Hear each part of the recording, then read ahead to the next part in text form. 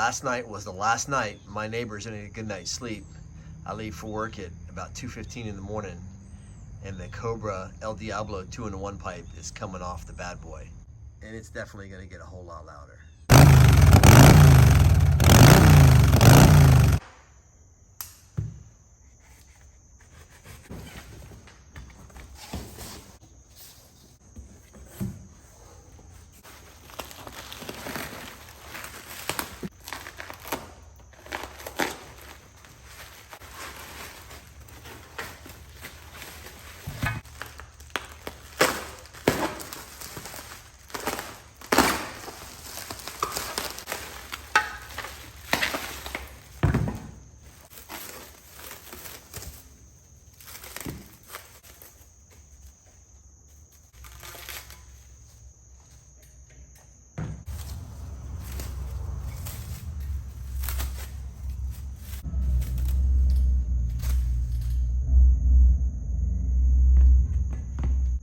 So that's what was in the box. This is the first bike I've ever had on the cover of Easy Riders. I got Motorcycle Mania on the TV in the shop. My frame, my pipes, my tank, my fender. One of my trademarks, I think, would definitely be exhaust systems. Every one of my bikes, I've always kind of had like a crazy exhaust system.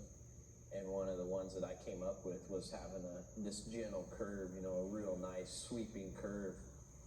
This whole pipe fits into this jig and is actually welded in here. So we're basically forming the tubing halves and then welding it together in this fixture.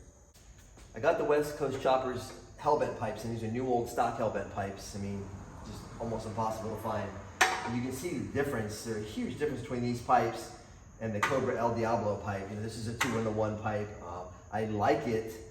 It wouldn't have been my first choice for this bike. I wanted to try it out because I knew it would make horsepower.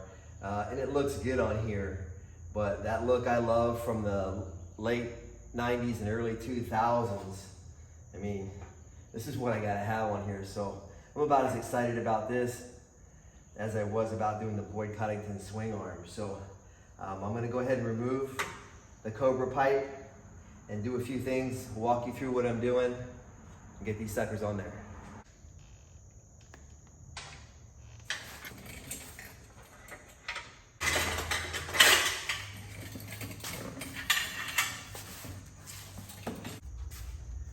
I'm gonna go ahead and use a hook pick to pull these old exhaust gaskets out.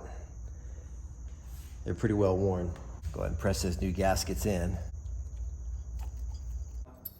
The pipes come without the exhaust flanges that you use to bolt the pipe to the cylinder head, and then without the clips. Instead of taking them off the old pipes, I just bought a new set. I'm gonna use the old pipe, that Cobra pipe. I'm gonna put on an FXR project that I'm gonna do for you guys here on YouTube. So I'll be doing that really soon. So I'm gonna save that pipe for that, just leave the flanges on it. And I'll go ahead and install this set, the flanges right here. So the flange goes on with the counterbore facing up toward the head. And it's got a special pair of pliers. And you gotta hang on to this, because if you let it spring off, it'll shoot across the room and always land underneath something where you can't find it. So it's real quick and easy. There's one pipe. There goes the second pipe. Again, flange on with the counterbore facing up. Spread it. Flip it over. There you are.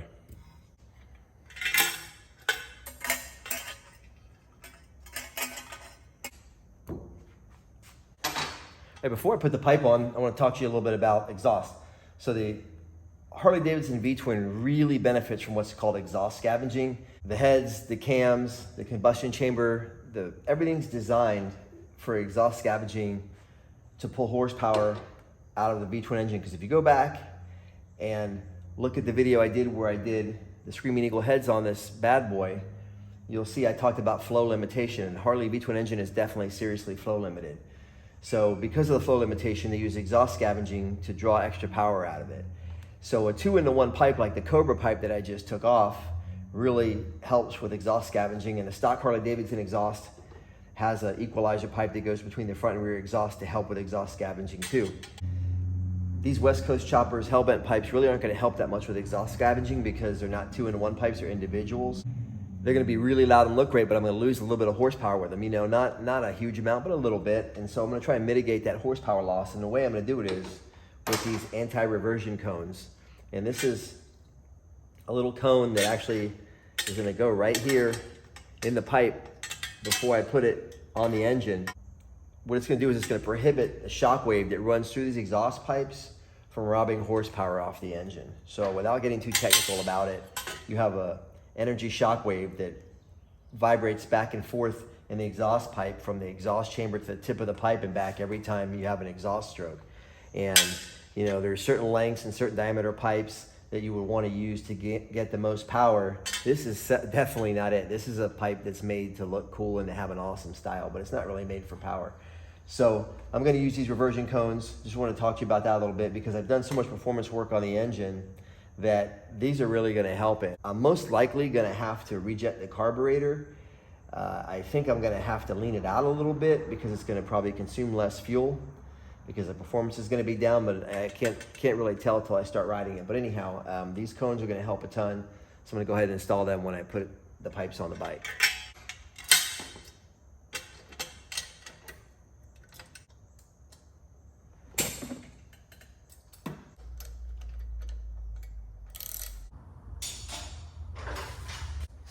So there's the front pipe. The rear pipe comes over top of the front pipe. You can see it's going to interfere with my toolbox. So I have a couple options. I can either relocate the mount of the toolbox and move the box back, or I have a box for the other side. I always carry a little set of tools in here, so I can do either one really or both. But I'll remove the box for now and get the rear pipe on. When I bought this set of pipes, it didn't come with the mount, which is, you know, makes more work for me, but maybe it's a blessing in disguise because these pipes would tend to ride real low. When you corner, they would grind the tip of the pipe off on a hard right turn. I ride hard and I corner hard, so I expect that to happen here. So if I can, I'm gonna try and crank these pipes up as high as I can, which means as close to the bottom of the air cleaner as possible, and give myself a little bit of ground clearance. I've got this bike running pretty low.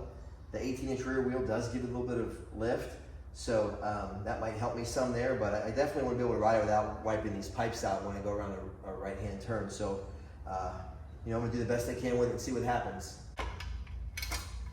I'm ready to mount the rear pipe. I'm gonna get it mounted to the head flange and then line the front and rear pipe up together as best I can. And I gotta start fabricating the rear mount that works for me and gives me the most ground clearance like I was mentioning to you.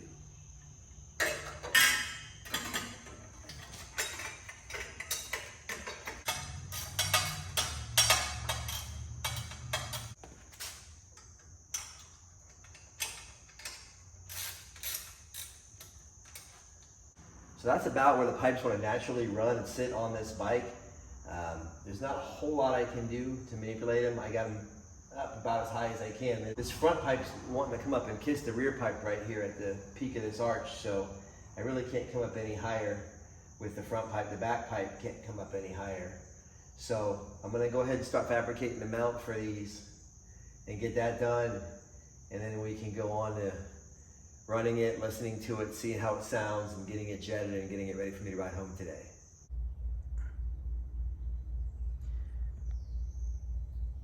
These are the two mount holes in the frame that I'm gonna use, and that's what West Coast Choppers would mount to.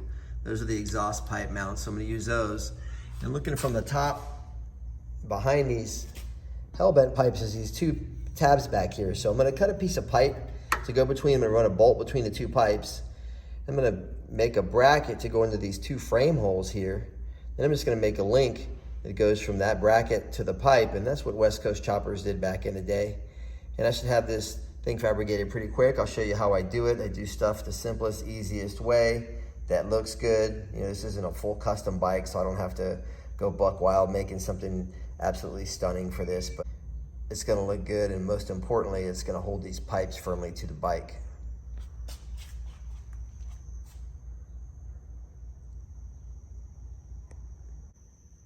I marked a piece of 3/4 inch frame tubing. That'll be my spacer to go between these two pipe mounts. I'm gonna cut that in the cold saw, and I'll get that between there. I went ahead and used these two billet mounts. I'm pretty sure I'm gonna go ahead and use those versus making a plate that goes across there. and bridge those to this tube I'm getting ready to cut.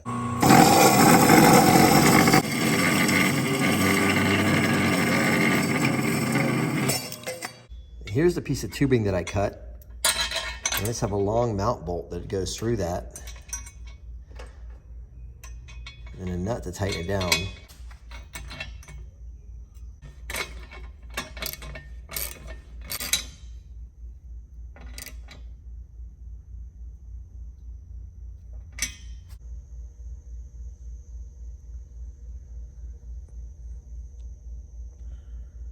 And now my job is I need to connect these two to each other and then bridge from these two to this piece of pipe that I cut to hold the two pipes together. I'm gonna try and do as much of it off the bike as I can, then tack everything together on the bike, take it back off, finish weld it, put it back on, make sure everything fits. Then I'm gonna go back and do the final assembly on this and be ready to run it.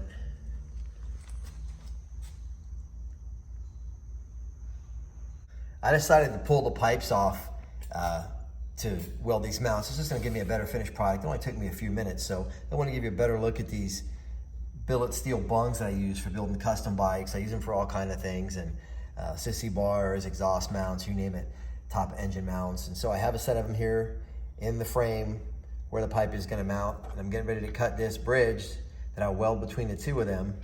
And then I'll bridge between that bridge and the top pipe that holds the two pipes together that I showed you, that I've already cut and made. This is my bridge piece that I cut that's gonna go between the two billet steel lugs that are on the frame. I cut it a little bit long, so what I need to do is relief cut it in the middle so that I get a better fit on these ends and don't have a big gap weld on the ends. So I'll relieve it here in the middle with this grinder. To line myself up, I'll take a Sharpie and just draw a line down it, so I roughly know that I'm grinding my reliefs in the same plane. It's not precise, but it gets the job done real quick and easy.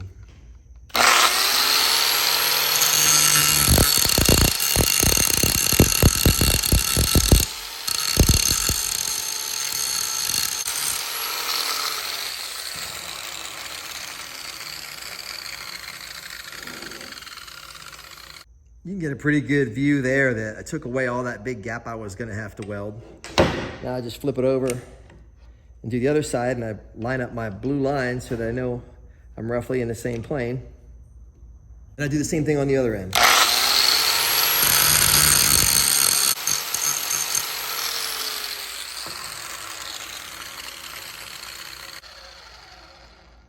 There you go. If I had a limited time, I would take this, I'd put it in my milling machine, set up my milling machine vise, put an end mill in there, and cut a perfect cut on either end of it. But that takes a lot of time, and I'm still used to doing stuff like we did back in the old biker build-off days. This needed to be done yesterday. This needed to be done an hour ago. So I get in here, I do it quick like this. It's gonna give me a great weld. You know, you're not gonna know the difference when it's welded, whether or not I did it with an end mill, whether I did it with a big grinding wheel. But this is how I do stuff fast and easy. This is how you can do it in your garage without a Bridgeport milling machine and make yourself a nice mount that will hold these pipes on for life. Now, here's that little bridge that I just ground out, I showed you.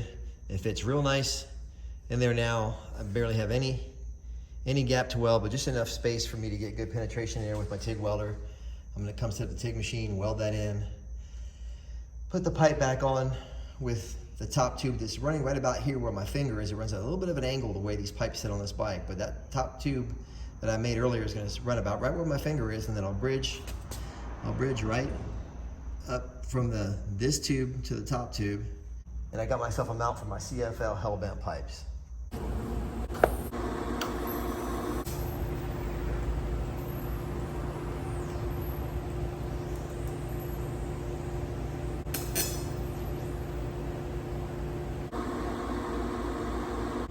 See, with that nice fit, I get a beautiful TIG weld to that joint.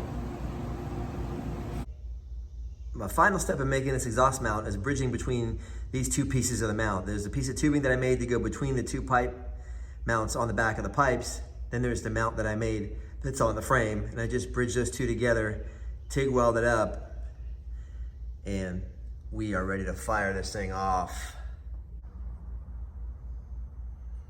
All right, I come around the back side of the pipe here, and you can see I've got my bridge piece made and fit pretty tight I'm gonna go ahead and TIG weld this piece on the bike. I'm gonna tack weld it on the bike, take it off the bike, finish weld it on the table so that I know I get good penetration all the way around. You know, it's pretty tight quarters in here and it's a lot of funny angles. So I'm just gonna tack it on the bike, take it off, weld it on the table, paint it, put it back on the bike, and you know what time it is.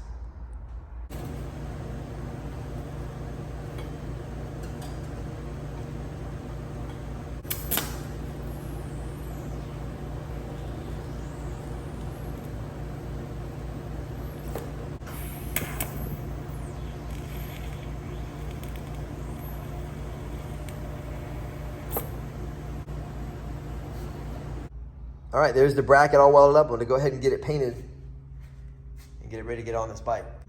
While I'm waiting for the exhaust bracket to get ready, I'm gonna go ahead and put the anti-reversion cones back in the pipes, put the pipes back on the bike, get them loosely mounted on the bike. Then when that bracket's done, I can button everything up, run it, and ride it and see how it runs with the carburetor jetted the way that it is.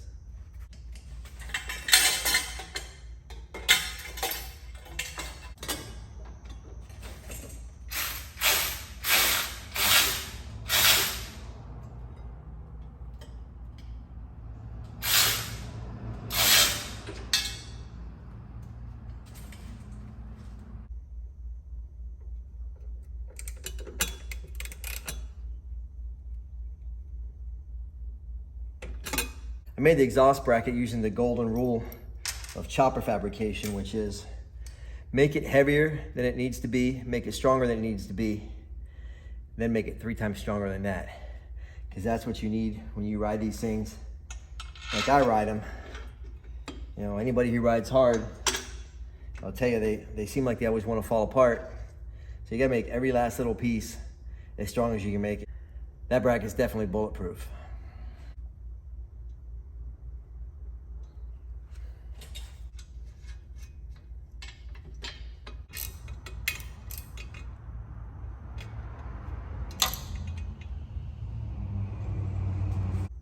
Nothing better to use when you're hanging West Coast Choppers pipes on your Harley-Davidson than to use some West Coast Choppers Mac tools.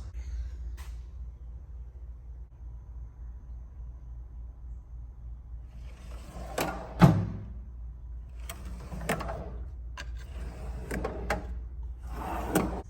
got the pipes up tight in the heads.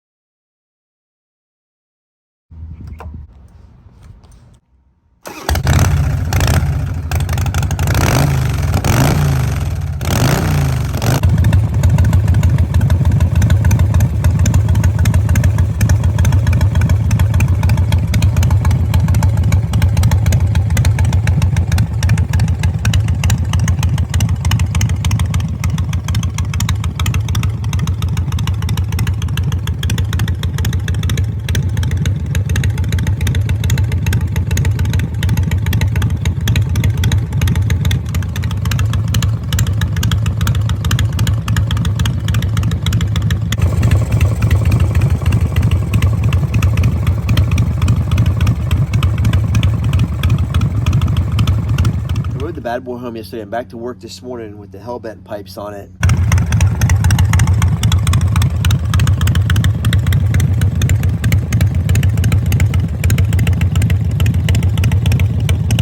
Still hadn't really gotten fully carboned up in the tips, and as I mentioned, I kind of assumed that it might wind up running a little bit lean with these pipes compared to the Cobra 2-in-1 pipe that I had. It runs really good. It's not as loud as I thought it was gonna be because of the reversion cones.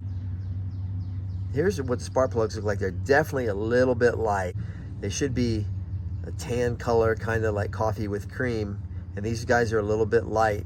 So I'm gonna go up a bigger main jet. And I know I already have a 78 or an 80 main jet in it. That's how much power this thing's making. It's pulling a jet that big. Normally you have like a 70 or a 72. So I'm gonna go up one size on the main jet, and you don't feel it at all when you ride now, but I'll probably feel it once I put the bigger jet in and see what color these plugs turn out. So I gotta rejet the S&S Super E carburetor on the Bad Boy. after I put the Hellbent pipes on it. It's a little bit lean like I suspected it would be. So I got all my essentials, assortment of screwdrivers, stubby screwdriver, got my little custom jet stand that I made with basically all the different size, intermediate, and main jets I need for an S&S. I use it at the track with some of the race bikes, and it's just really handy when it comes to jet and bikes. And I got this little girl. I don't know if y'all remember her showing up in December when it was snowing outside at my door, but she became a permanent part of the family. My little girls love her, so, and she's real good with the kids, right? She's wild.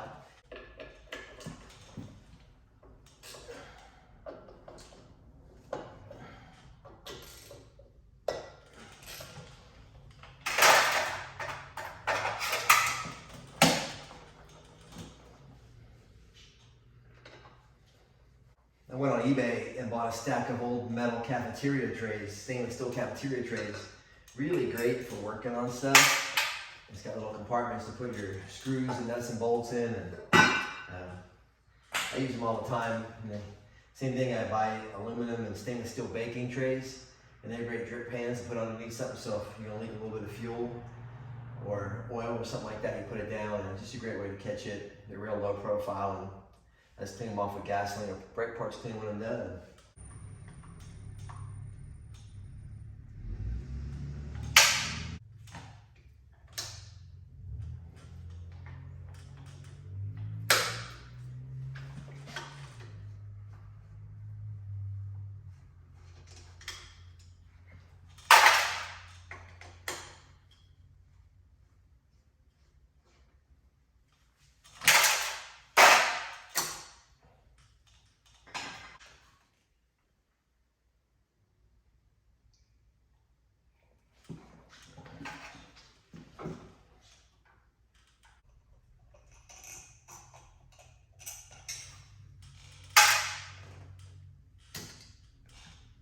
Okay.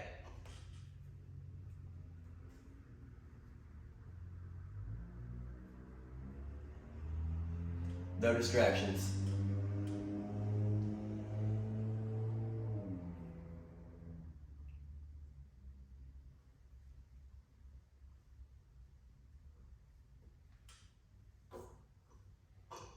There's a little brass pickup tube here that hangs down off the left side of the S&S carburetor. And I always just slide my float bowl up on it, and the weight of the fuel in the float bowl, and usually the tension from the fuel line will kind of bind it against that piece. You have to be careful not to bend it. But then you don't have to drain your float bowl, you know, which gets gasoline all over your garage floor or the ground or all over everything, all over your feet sometimes. So I always just kind of hang it right there because I need to access the jet up under here. And, you know, it's real easy for me to get up under here without having to disconnect the fuel line and all this other stuff that you would normally have to do. So it's kind of a quick thing I do, especially when you're rejetting. Sometimes you'll have that float bowl off a dozen times to get something jetted right. Instead of draining the fuel every time and having to disconnect the fuel line, take the float bowl completely off, I just hang it from that little brass tube and carefully, and then when I'm done, I just reassemble it. So I have a 78 main jet in it now, which is really big. I mean, it's a really big jet. Most Harley Softails, even with a performance engine and a big cam, are gonna run like a 70, 72, maybe a 74. I'm running a 78 and it's too lean. So I'm gonna go to an 80, which is a monster jet. And engines draw that kind of fuel because of the heads and the compression, you know, a combination of everything, but it's mainly the heads and the compression are really making it draw a lot of fuel. But it still gets really good fuel mileage because the engine's running more efficiently. That's the main jet right there in the bottom of this brass fitting inside the float bowl of the carburetor. So here's the main jet. The main jet goes up in there. That's my low speed, they call it low speed idle or intermediate jet. I'm just gonna pull that out real quick and check it to see what I have in this bike in case my jetting's off now. For instance, I went from a 78 to an 80 on the main jet, but that may not be correct. What may need to happen is I need to go back to a 78 and put a bigger intermediate jet in. The bigger intermediate jet is gonna fatten up everything, make it more rich. So I'm gonna take a look at this one real quick while I have everything apart.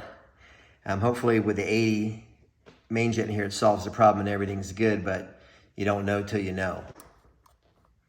Look at this one, trying to eat my seat. Don't you eat my seat? No. Look what you did. Look what you did. What? You're weird. I put the bigger main jet in. I checked my intermediate jet. I'm happy with that. My float level's set right. While I have it apart, I always check my accelerator pump. This is your accelerator pump nozzle. And this is the push rod that pushes.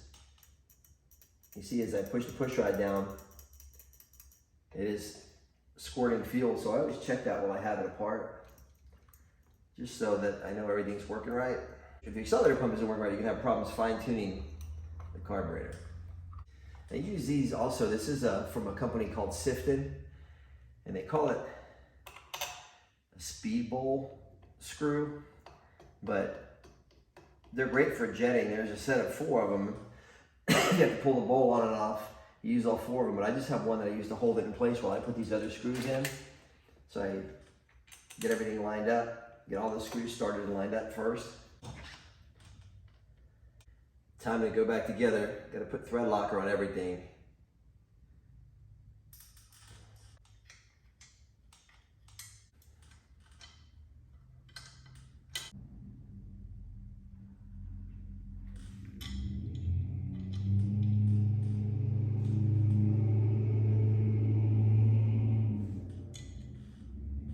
It's critical that you put thread locker on these 3 bolts or screws, because I just had one come out while we were racing in that little 45 flathead that's sitting behind my bad boy right here.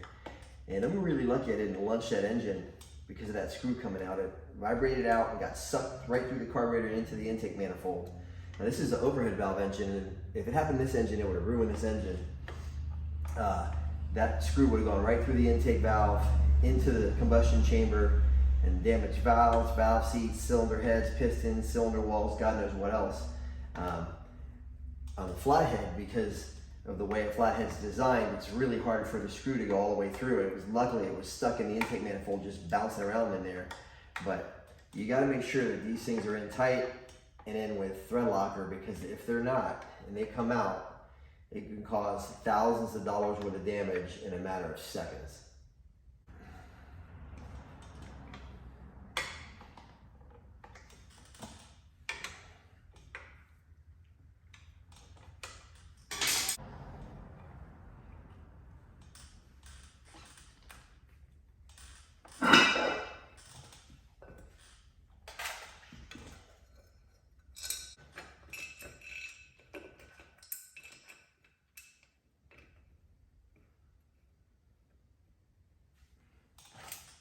I never put Loctite on these 3 screws, because if you need to get your carb cover off for any reason to service your carburetor, do something on the side of the road, it's really hard to get them off, even with low or medium strength.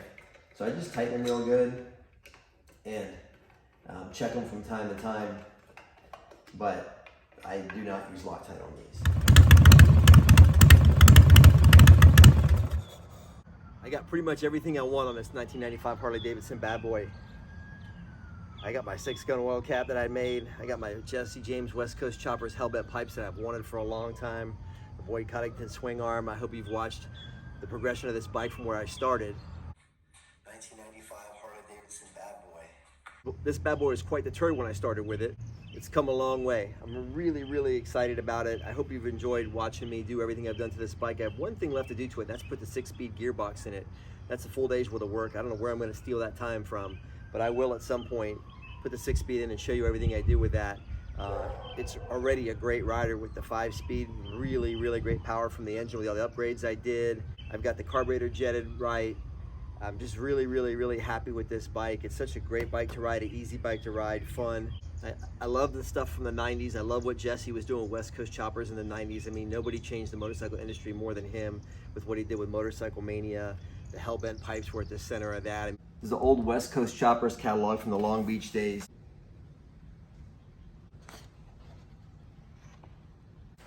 I always wanted a set of these pipes when I was younger, I only put 1 or 2 sets on custom bikes. I was mostly making all the pipes I was using on my customs, but I always wanted a set of Hellbent pipes.